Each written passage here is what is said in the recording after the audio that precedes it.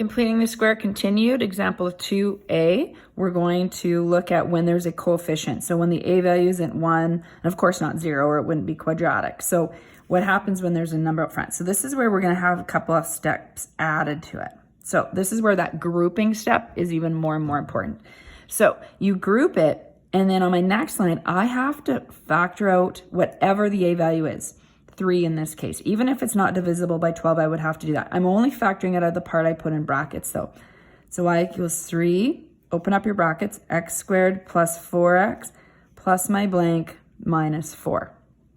Okay, so now my b value is 4. So that's what I'm going to put in the blank here. So 4 over 2 squared. So b divided by 2 squared. So 4 over 2 is 2, 2 squared is 4. So I add 4 here.